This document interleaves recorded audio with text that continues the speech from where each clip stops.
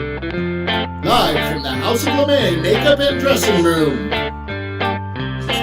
Here comes Amber. Stop what you're doing.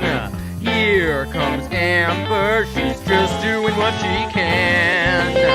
Here comes Amber.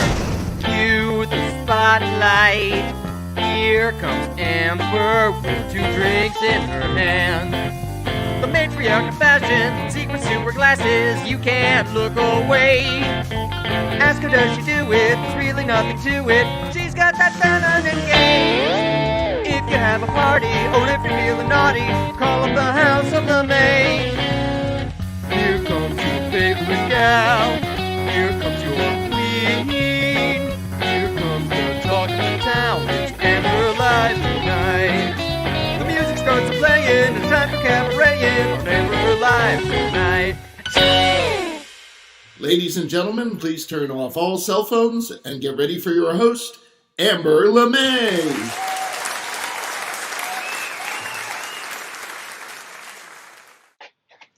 Hello, and welcome on this chilly Sunday night here in Burlington, Vermont. But we've got a great show for you lined up. And to help us get it started tonight, I'm sorry. You know what you need to do first before we get started? You need to like, share, and subscribe. Silly me. I'm just so excited about tonight's show. But you want to get that out of the way first, all right? Make sure you do it.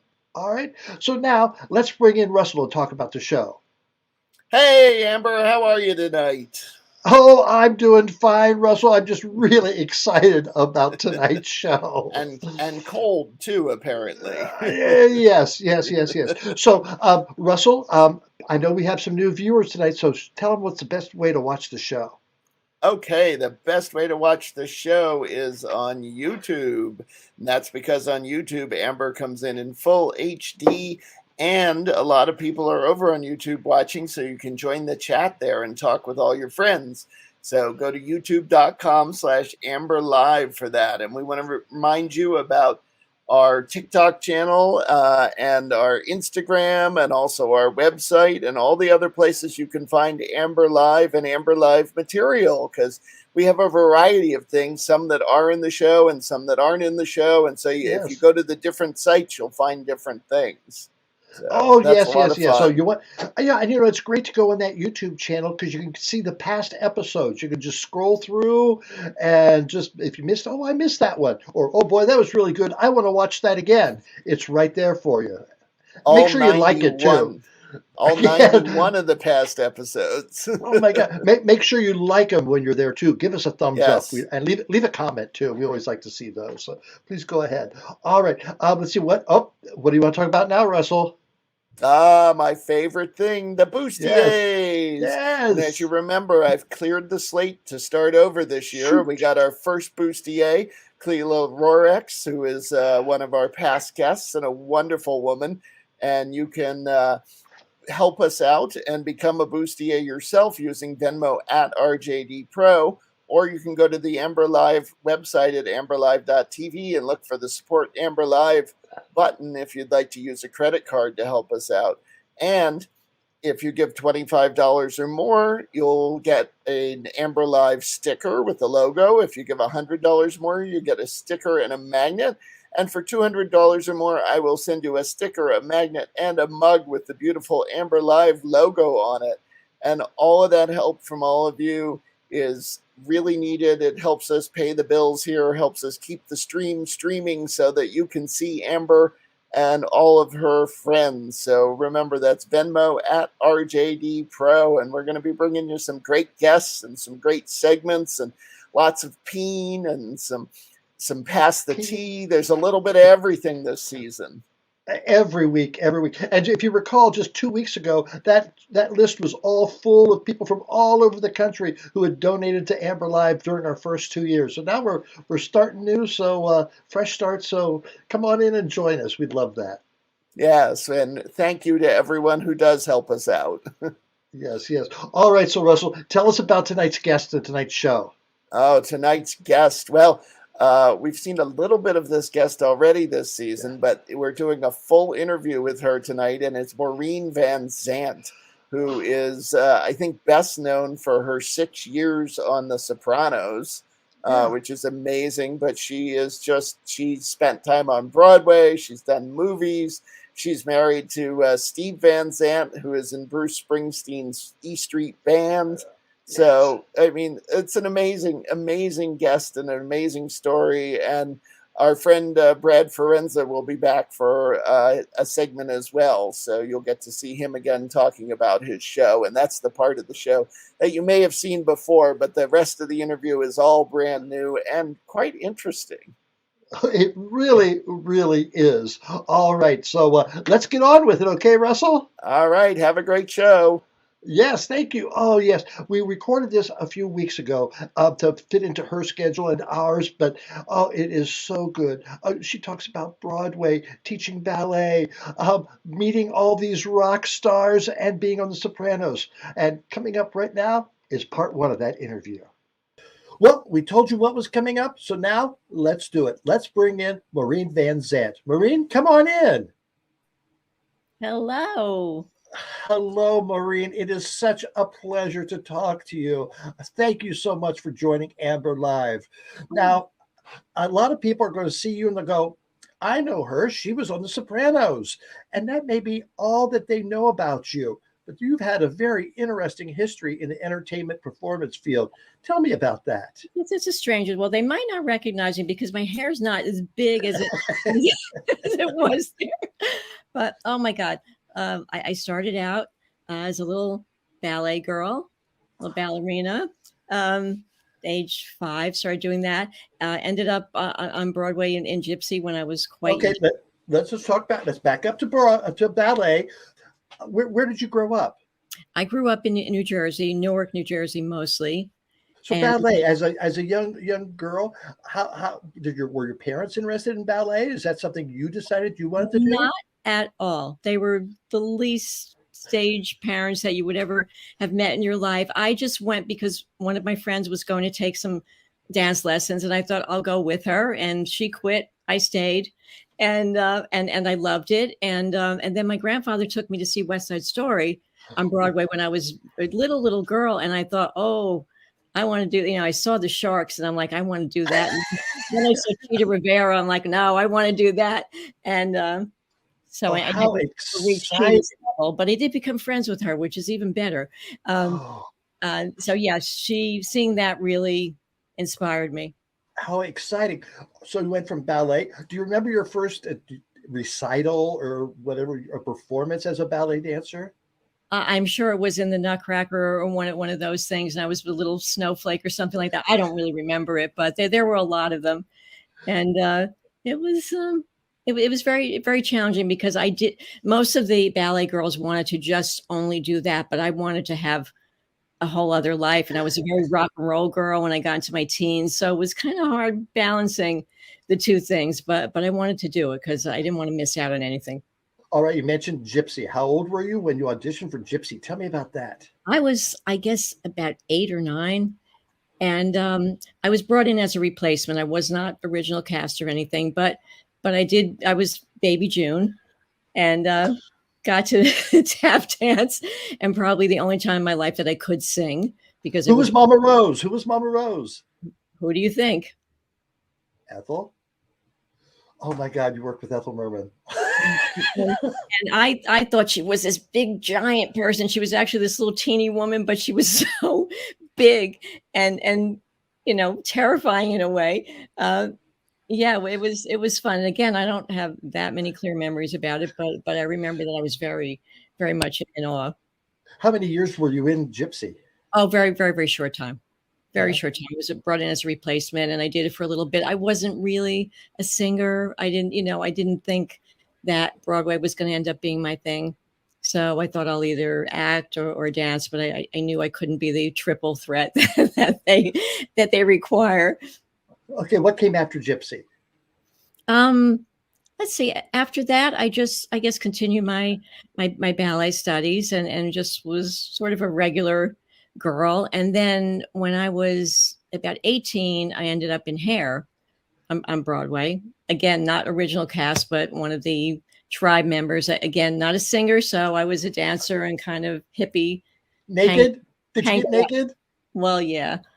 Everybody did kind of. So, How yeah. was that? How was that? Your first rehearsal, or I mean, the Well, other obviously you said you were brought in, so the other people were used to it. Yeah, take them off. yeah, and I mean, I think when you're that age, nothing, and you're in good shape, and you're kind of a hippie anyway, you don't care. Everybody else is doing it. I would never have done it on my own. If someone said go on stage naked by yourself, no way. But it was kind of dark. It was not really just standing out there. It was part of the show. So I thought, well, that's okay. That's okay. Yeah.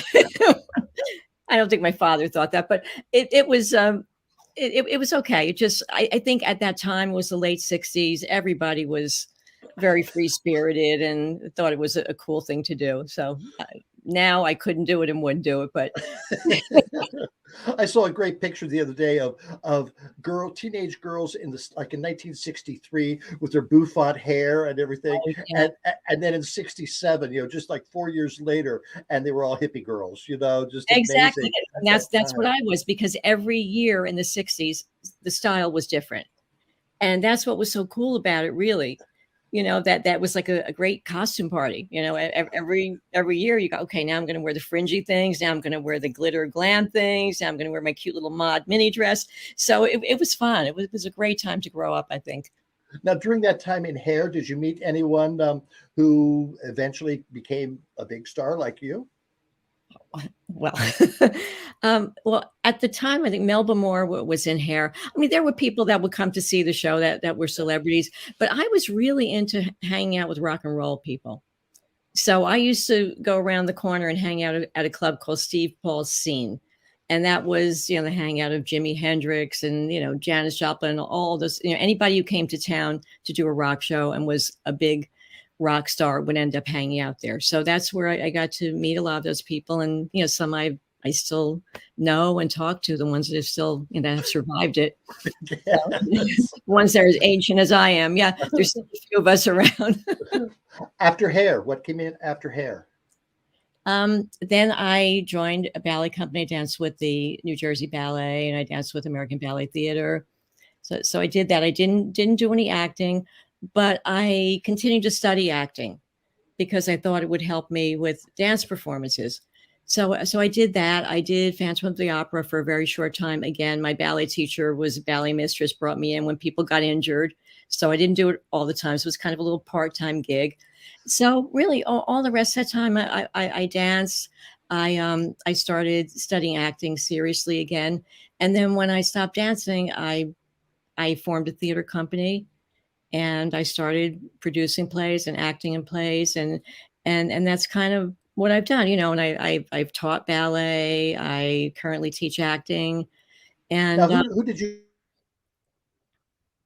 I think you've frozen, or have I? Off? No, there I am. You're back. There. Oh, somebody okay. froze. I wasn't sure. So, who did you take your acting lessons from? I studied with Herbert Berghoff. I studied with Stella Adler. Oh, you couldn't find anybody good, huh? Yeah, no, I just went to the rejects. I mean, it's just that it was the timing. Those were the people that were teaching then. And, I don't think there's been an equivalent since. I mean, I'm not really going to acting classes, but those were the legends. And I was lucky. I studied with a number of different teachers, Michael Beckett, Sam Groom, Elizabeth Wilson. Yeah, and it was interesting because I got different things from all of them, and it was just great to watch them because some of them were just performers in there. I mean, Stella Adler would come into the room like the biggest star on earth, so no one could ever compare to her. But I was lucky. I love how you just said, yep, I was in hair. Yeah, I was in Gypsy with Ethel. that is so many years ago. Yes. All right, so let's zoom up into the what year was The Sopranos? What year did that start? I think they shot the first episode in 1999, but I didn't come on the show until the second season. So it was probably about 2000, I guess, the next year. And how did you get that part? Well, my husband plays Silvio Dante on the show, and he had a wife in the first season, and they didn't want to continue with that actress. She really didn't have that much to do, so I don't think that she was very visible. And I was at the wrap party for the first season, and the casting person, Georgianne Walken, came up to me and said, "Would you like to come and audition to play his wife?" And I was like, "No way, that's too weird." And then I kind of thought about it, and I talked to some of my friends. They said, "You're so stupid. It's like the biggest show on TV. You have to do this." And I thought, okay, I'm not going to get it anyway, because they're very strict on The Sopranos. You really had to audition. They wouldn't just say, "Oh yeah, you're Steven's wife, so we're going to give you the part." Good. So I went in and I auditioned. There were 100 women in the hallway, and they were all very Italian looking. I'm like, I'm definitely not getting this. So I kind of went in, I had fun. And then they called me the next day and said it was down to 4 people, and I was one of them. And I go in there, and there's a very famous soap opera star there. And I'm like, oh, I'm definitely not getting it. So again, normally I'd be totally freaked out and nervous about an audition, but I just didn't think that I would be in the running. So I had to go up in front of the entire cast and crew of not the cast, but the crew of the show. And it was very daunting for me. It was a very strange experience. And, did a scene, and then I got the part. And no one was more shocked than I was. And who did you model your character after? Well, I grew up in Newark, New Jersey. And I grew up among those people who are the type of people who are on Sopranos. So I had a lot of models, my aunts, my mother, my sister. So I kind of played my sister a little bit. Does she know that? I think I might have told her, or if she watched it, I think she would figure it out. I think a lot of my language, the way I spoke, and the clothing, I used to give it to her after we finished for the season, because they would give us our wardrobe, and I'd say, "Here, I got a whole ton of clothing for you that I'm not going to wear," and she'd be like, "Oh, this is fantastic." So yeah. Had you done TV before The Sopranos? No. Wow. Yeah, and my first scene was with Edie Falco, and it was a big long scene, which of course got cut to death, as everything does on TV. But I'm thinking, like, what the hell? I'm on set. I'm like, what the hell am I doing here? And I said to Edie, this is my first TV job. And she said, nobody has to know. And she was great. And, we did the scene and baptism by fire. And it was okay. I was always nervous. So it was very strange to me, because I had always been on stage. So to be in a room with cameras and lights and people all around, it was really difficult for me. So what did your husband, what encouragement did he give you, or did he give you any guidance? Well, I just think there was a certain comfort in his having been there. So I had already met a lot of the actors. So I didn't come in a total stranger.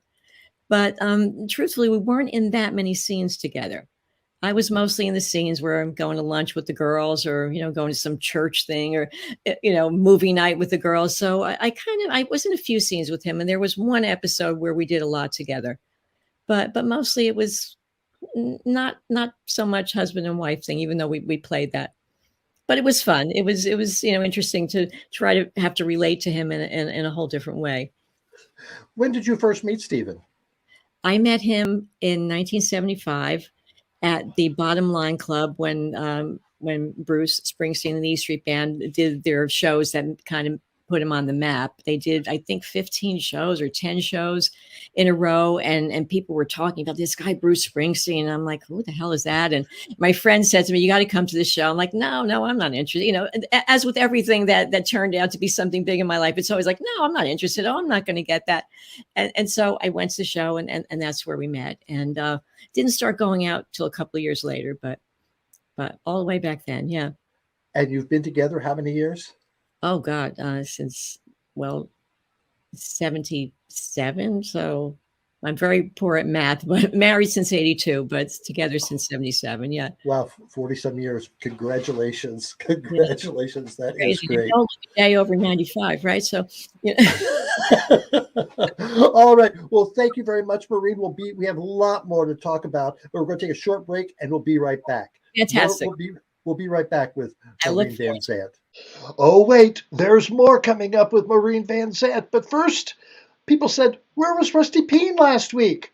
Well, I think he was preparing for this special tribute to The Sopranos. Can't wait to see this. Take it away, Rusty. Rusty, you never cease to amuse me. Thank you so much, Rusty Peen. Now let's get back to Maureen Van Zandt. And this is the one where you're going to see Brad, who we interviewed a couple of weeks ago, and how we got in to interview Maureen Van Zandt. So here's part 2 now. All right, we've got more to talk to Maureen Van Zandt about post Sopranos. So come back in, Maureen. Right. Welcome back. Okay, so how many years were you on The Sopranos? I was on from the second season through the last, which it was, they called it 6th season, but it was sort of really 7 because they split it up. So I was on the whole way through from season 2. Now, what did you think about the prequel movie that was out recently? Oh, I really, really enjoyed it. I thought it was a lot of fun. And David Chase, the creator of Sopranos, who of course wrote it, is one of my dearest friends. And so I knew all about it from the inception. And so it was always exciting. You know, I saw different versions of it before the end version came out. And I just thought it was a lot of fun. I think, the cast was wonderful. And it was interesting to, to see what happened before. And I just really, really enjoyed it. Were you disappointed your character wasn't featured or mentioned? Well, I don't know how strictly they kept to the backstory of my character, but my character was supposed to have met Silvio when she was older. When they were both older, she was supposedly an ex-showgirl. So I would not have been there at that time. Although, I did say I will play my younger self if you want me in it. No need to hire anybody else. All right. So it's been many years. What did you do in between the time The Sopranos closed down and the pandemic? Well, I had mentioned that I had gone back to studying acting, and I met a few actors in class, and we decided to start a theater company together. So we started a company and did a ton of really great plays and continued that over the years. And Vincent Pastore, who played Big Pussy on The Sopranos, he was in one of the plays that we did, and we became very good friends. And then we started another company called Renegade Theater, NYC. And so we've been doing that. And we've taught an acting class together under the auspices of HB Studios, where I had studied years ago and where he had studied years ago. And so been doing that with him. And now I'm doing my own acting class with another actor, Sammy Semenza. And I'm working with Vinny on a play. We did A Streetcar Named Desire last year, all on Zoom. So we were talking about before pandemic. So before pandemic, I did mostly the theater company stuff. And then I also taught acting to ballet dancers at American Ballet Theater, which was a blast, not That's for that. Fascinating. That's fascinating because one doesn't think that the ballet dancers need to act, but they need to present themselves. And we're telling stories when we dance. If you're dancing in Romeo and Juliet, or you're dancing in Swan Lake, you are that swan, and she's in a situation. She meets the prince. The prince has to save her from this evil monster. So you are acting. You're just not using your voice. And that is what's interesting about teaching ballet dancers, because they kind of don't, and I didn't at first either. They don't know how to use their voices. They just know how to use their bodies. So it's kind of very scary for them to start that acting process. But once they got into it, I think they got it and they enjoyed it. And I really look forward to going back and doing it again. But that's something that really has to be done in person. And I don't know if everybody is 100% ready for that. It's things are okay, and then they get bad again. So just what type of plays did you produce with the Renegade Theater? Oh God, with my first theater company, we did Simpatico by Sam Shepard. We did Burn This by Lanford Wilson. We did some Tennessee Williams. We did a number of original plays, and then with Renegade Theater, we've done, oh my God, something called 40 CPS, which is about Michael Bennett and his about the period of time when Chorus Line was being turned into a movie, and all of the problems he was having with the movie producers, because he wanted it his way, of course, and they wanted it their way. We did. It was a terrible movie. Yeah, it was a terrible movie. Exactly. We've done so many plays. We've done something called Marlon Brando Sat Right Here, which is about a waitress in the 50s who works at a diner. And when On the Waterfront was being filmed, and Marlon Brando would come in the diner. So that play is kind of based around that. We've done a ton of really, really great stuff. And then, of course, moved on to doing it on Zoom after all the... Yeah, March 2020 started the pandemic, and we had to shift gears. So how did you shift gears? Yeah, it was at the time that it happened, our theater company was rehearsing a play called Lovers and Other Strangers, which we had done before. Oh, wow. Fantastic play. And we got a whole new cast together, and we were very excited about doing it. We were rehearsing. We rehearsed one night. The next day, everything shuts down. Broadway, everything gone.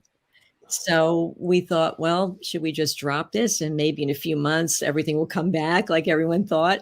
And we thought no, and we saw it wasn't coming back right away. So we thought, let's try this Zoom thing. So we were kind of one of the first groups to put up a play on Zoom, and it was a mess because Zoom was really a disaster. Am I on? Can you hear me? Exactly. And people's arms disappearing and heads disappearing and Cats. So it was a challenge, but we did it, and we learned how to keep doing it because that was all we had. That's all we had, and that's how this show started as well. Now, exactly. One of the projects you've been working on is Around the Sun. Yes.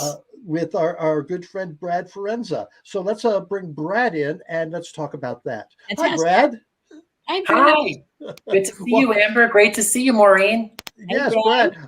For those who didn't know, Brad was on the show back on January 2nd, I believe it was, and we talked about this show, Around the Sun. And Maureen, well, first of all, Brad, just for those who didn't see that, just give us a brief synopsis of what your show is about. Sure. I have to kind of massage out my smile lines because Maureen and her history has me smiling quite wide, hair especially. But Around the Sun is a project that Maureen and Vincent Pastore and other wonderful people were gracious enough to help me with and act in. It is a scripted episodic podcast. So it's not a traditional interview-oriented podcast. There's a script that I wrote. Every episode is self-contained, and every episode features two co-stars. Maureen and Joanna Bonaro appear in one of the episodes called Wall Street. I'll let Maureen share more about that. And I have the great privilege of acting opposite Mr. Pastore in another episode called The Museum. Very cool, very cool. So, Maureen, tell us about the episode that you're in, Wall Street. Well, I guess I can't really give it away, Brad, right? But it's just it's a very unusual episode of two women who know each other. And one of them, my character, asks a very strange favor from the other woman in payback for something that she's given me. Is that?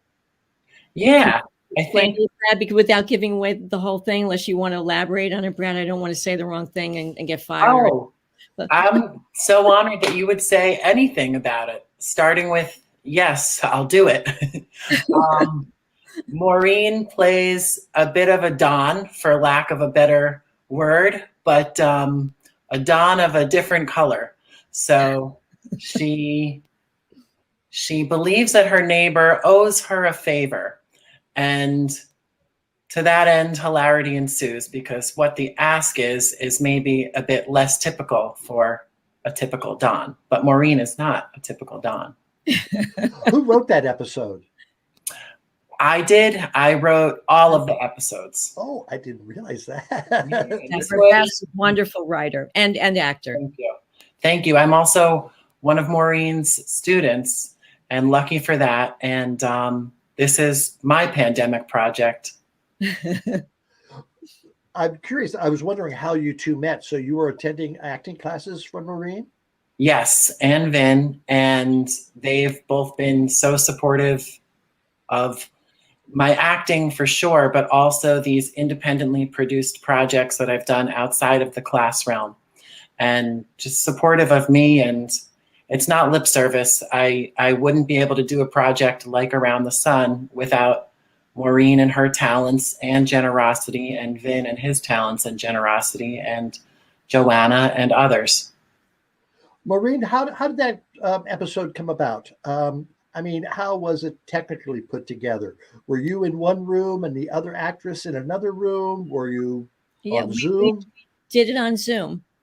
And the other actress is a wonderful actress named Joanna Bonaro, who's in our theater company, who I've worked with many times. So when Brad asked me to do it, I of course said yes. And then he said, well, you're doing with Joanna. And I said, icing on the cake, even better.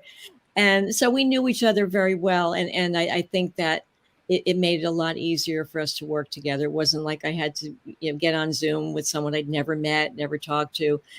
We kind of knew each other's rhythms and how we act and how we respond. So it was just nothing but fun. We were on Zoom and Brad was there and we just kind of just did it and had fun with it. And, fortunately, my mic was muted because to hear Ms. Van Zandt imitate a exotic bird, a cockatiel as it were, totally smile and laugh worthy.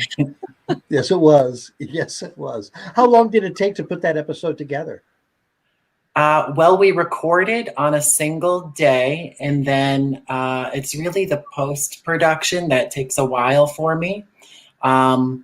This project, like I said, has been my pandemic project. So all told, each episode probably took about 2 months from start to finish.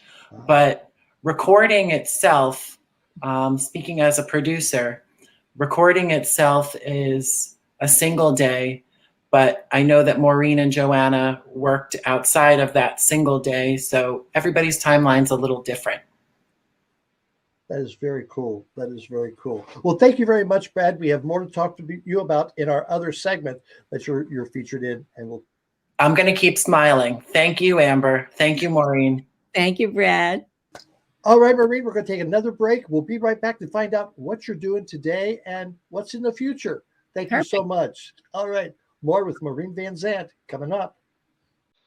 But wait, there's more of Maureen Van Zandt coming up. But first, let's catch up with Russell, find out what he has to say. Russell, come on in. Hey, great show. Oh, my God. I love this interview. Oh, my gosh, that apartment she was in. I said, where are you? Oh, I'm in Greenwich Village. I go, of course you are. Of course. It's beautiful. Oh, my God, it was so nice.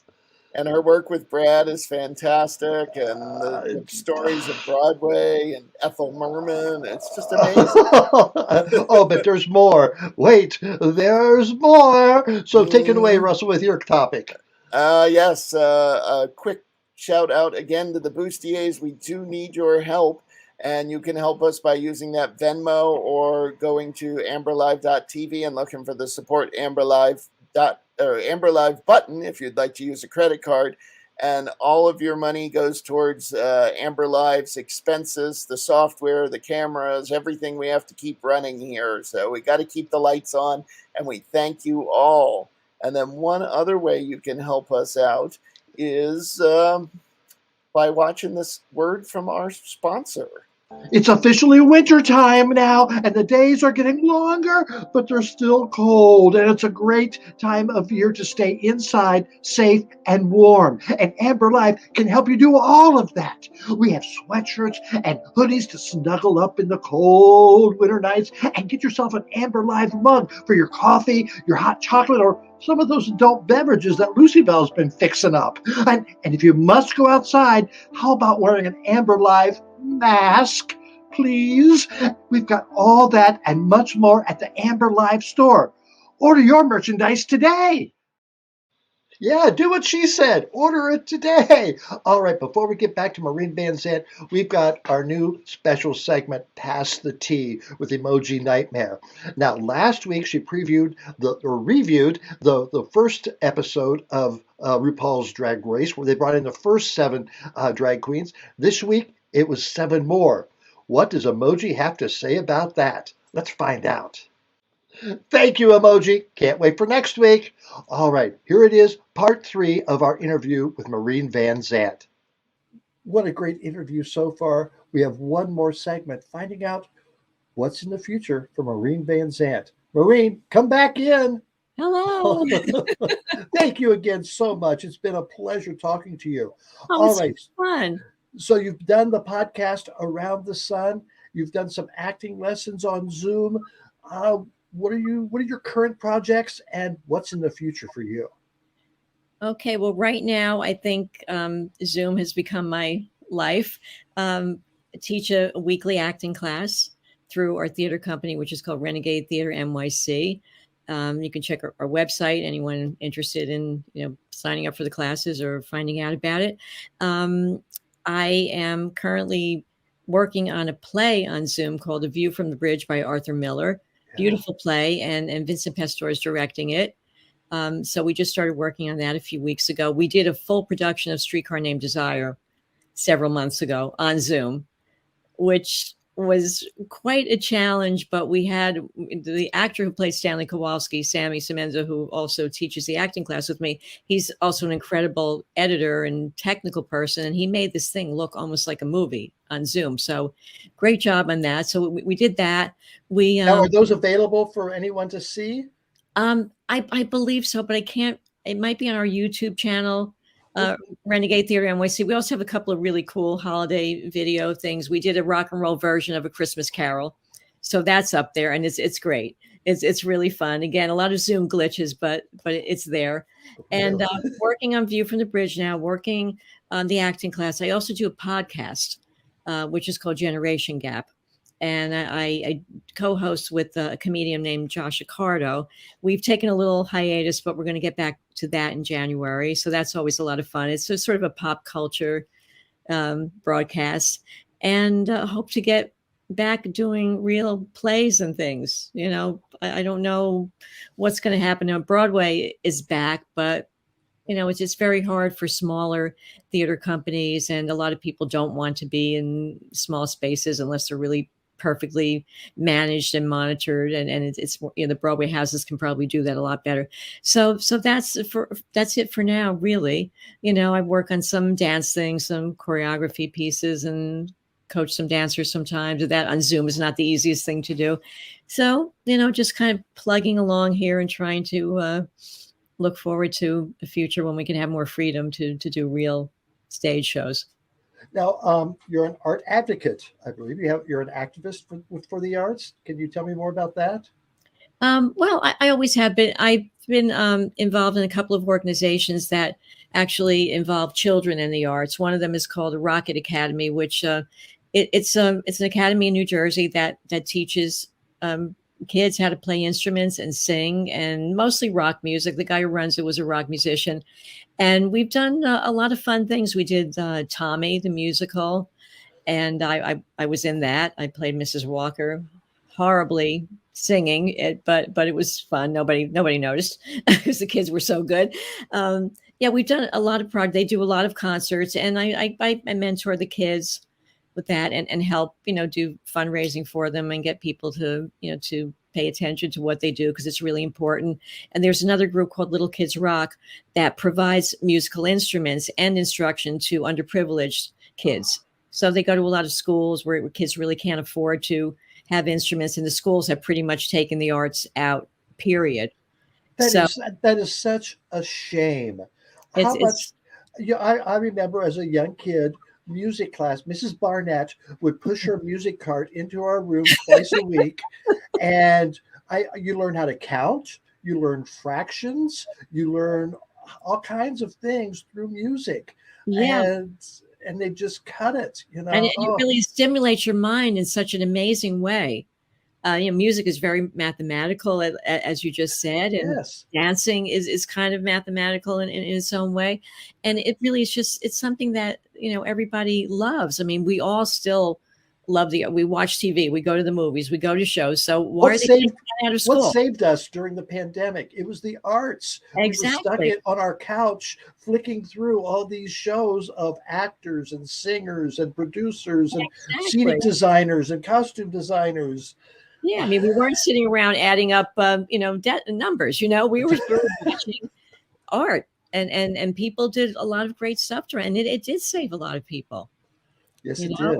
We're stuck in our houses and we couldn't do anything else. So I think to not have that, in life is just really, it's tragic, and it's something that we need. I mean, it makes things more beautiful, or it shows the ugliness of life in a way that we might not have thought it to be. So it's really, really important. And it really, because like you said, when I was a kid, we did have arts in the school, and I see it's just gone. So I love that these programs really try to help bring that back. I love it when they talk about how it develops critical thinking as well, because you see these characters and you go, well, why are they thinking that way? Oh, that's an interesting way to think. Or why did they say that? And it gets you thinking in ways that you wouldn't think. Yeah. Exactly. My husband has a foundation called Teach Rock, and they developed a curriculum for schools of music history. And so it teaches about the music, but also they get a history lesson, because let's say they're talking about Sam Cooke, music from the 60s. Then they go back to civil rights movement and all the things that were happening at that time. And they could do it with any era. And they say to the kids, like, what are you listening to now? Oh, I'm listening to Beyonce. And then they sort of trace back, well, Beyonce was influenced by this person and this person. And so they teach you that everything has a history, and that there is a tradition and that gets passed forward, which is important with the arts, and I was a ballet dancer. That's the only way we ever learned it. It had to be passed forward from the generation before us. So it's the same with all of the arts, I think. So it's anybody that helps to keep that alive is really it's a hero to me. We're starting 2022. We've had a rough past 2 years.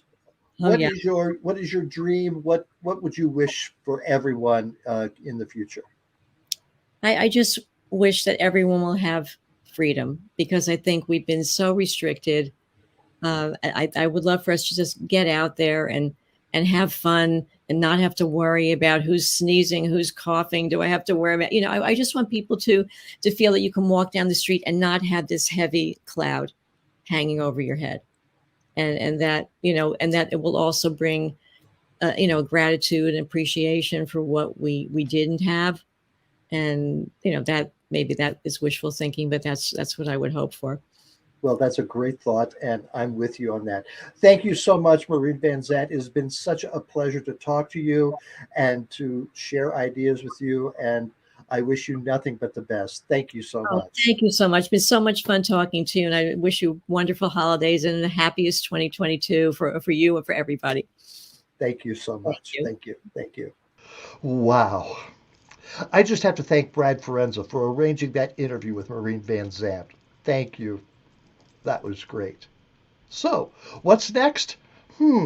I've been wondering what's up in my attic, so I sent Duane Scott Cerny up there to find out. What did he find? What's in your attic?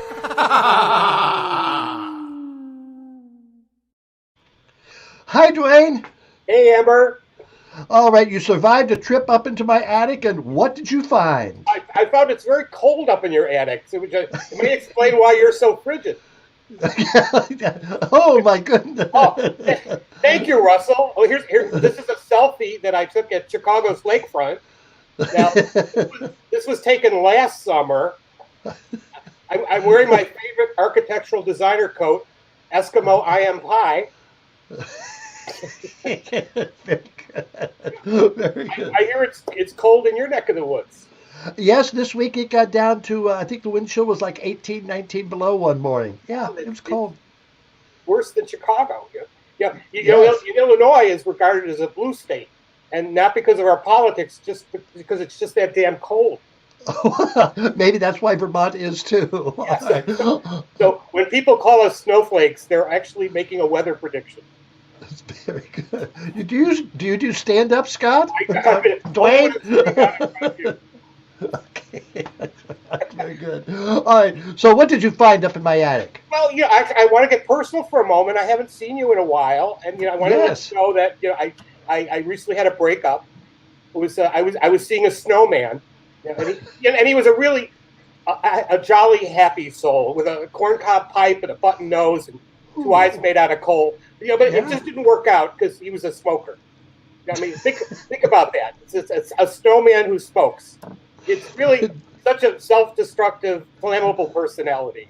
He melted my heart, and then, he just melted. I still keep him in a puddle in my bathroom, right next to my fog machine. Okay.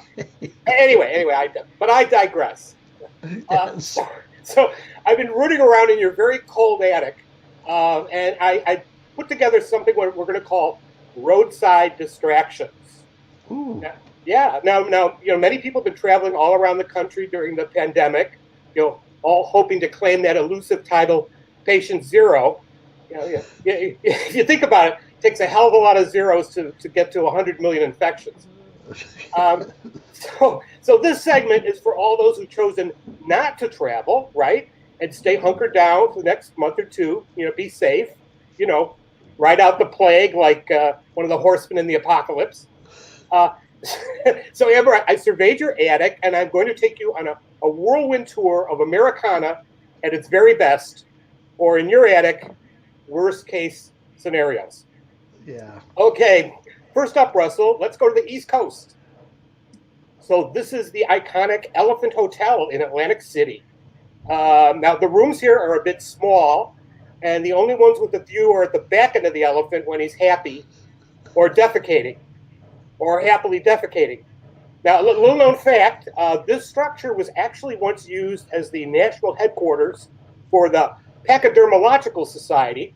I want you to say that fast 3 times because I can't. Pachydermological Society. Yeah, it's kind of fun. And when you think of an elephant, you think of soft skin. I know I do. But now it's actually used as a Prevagen dispensary. I think. I'm not sure. I may have misremembered that. Prevagen. You may have. We're just gonna. This tour just keeps going. Okay. Next up. Gardner, Massachusetts.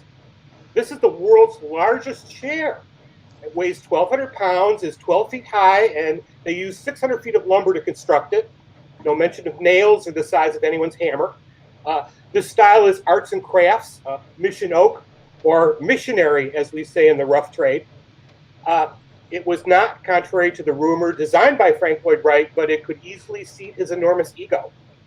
Oh, is it still sitting today? I think it's firewood out that way. It's the best use. All right, next up, we're going to go to New York City, 40th and Broadway, New York City's Ripley's Believe It or Not Auditorium. Here is a merman, or Ethel Merman, as we're contractually obligated to say in gay vernacular. To be historically accurate, and this is true, not unlike all the other things I'm pitching today, this is called a Fiji mermaid, and there were actually many of them being found around the country. I don't know why. Most were fabricated from half a monkey and half a fish, and that's not to be confused with monkfish that I'm certain Martha Stewart prepares with the sauce she's fermented for over 50 years in her favorite jadeite jar that she paid almost nothing for. And believe it or not, that's the second time this show, or third time, that Ethel Merman's been mentioned. But Fiji mermaid, first time, right? First time, yeah. Yes. I'm totally honest here. I actually own a Fiji mermaid. Don't ask why. But however, mine is made of latex, and I only take it out once a year at the International Mr. Leather Contest, just to cause a scene. No other reason. I'm sure it was. I'm popular one day a year. Yeah. Okay, next up. This is actually another Ripley's exhibit. Oh, you're going to like this one, Amber. This is from St. Augustine, Florida, which is, coincidentally, this is also the home of the Ron DeSantis Sanitarium for the Criminally Negligent. It's the allegedly the biggest boot in the world. Guess who we want to use it on? This boot is size, drumroll, 168. Oh my God! Yeah, talk about big feet. Yes. Well, you know what Pee Wee always said: big feet, big shoes. Well, yeah, especially when you talk dirty to it. This is the original really big shoe from Ed Sullivan fame. Sullivan, yes. Remember Ed Sullivan? Well, Ed Sullivan. Oh yes. He was a little bit of a cross-dresser. A lot of people don't know that. Yeah, he had a long-term relationship with a certain famous dreamy-eyed mouse. Yes. Topio show. Oh, Eddie. Kissy me goodnight, Eddie. Yeah, we all knew what was going on there. Let's cut the cheese, right? Okay. All right, now we're going to go to the Midwest. We're just traveling all around the country. I don't know what's wrong with this. This is from Brookville, Ohio, and Thorpe, Wisconsin. Both towns, many of them, like across America, have had famous two-headed cows. They're actually more common than you think. Now, again, don't judge. I write about owning my own two-headed cow in Oliver Stone's Natural Born Killers. Totally true. But, you know, my only beef, excuse me, my only beef with owning a two-headed cow is that I'm lactose intolerant. And I can't get 2% out of the damn thing. You know, I find that picture utterly fascinating. How many times? How many others? You know, I fed my two-headed cow almonds. Still nothing. This doesn't work. Okay, let's go west. We're gonna go to Garberville, California, and the chandelier tree in Underwood Park. Now, if this isn't the most selfish garage owner in the world, I don't know who is. And it's a one-car tree. So this jerk still needs a storage locker for his barbecue equipment and pool accessories and his damn trampoline. This concept never really caught on, but, you know, aluminum siding, that kind of explains it. Yeah, I see a lot of junk in that trunk. we can get that shoe back out.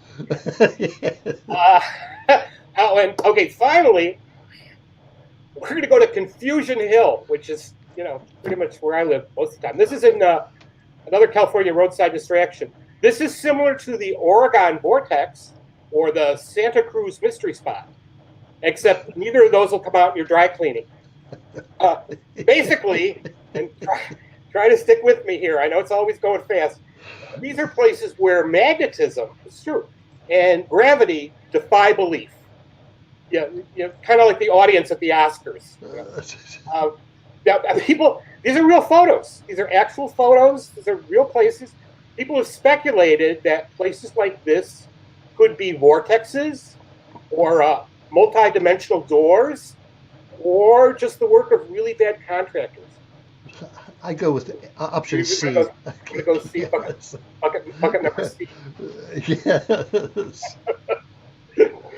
Oh, well, yeah, I mean, I started really been thinking about this, and I think that, you know, when you start to make a list of all the things in life that you should be grateful for, you know, good health, good friends, Amber, better vodka,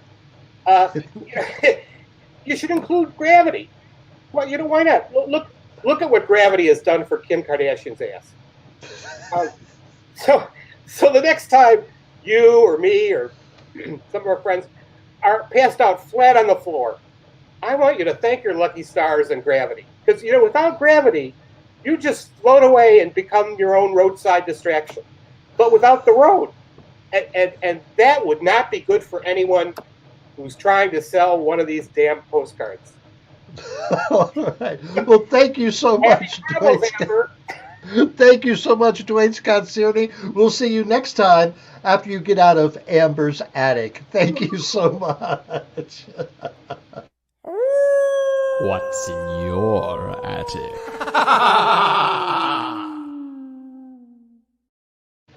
Yes, go online and order that book. All right. What can top him? Rocco. Let's bring in Rocco and find out what he's up to this week. Thank you, Rocco. Rocco has his own fan club. Yes, he does, and it's well deserved. Thank you so much for watching tonight. So as you proceed through January, stay warm, stay safe, get vaccinated, get boosted, wear your mask. Let's get out of this thing together, all right? Take care.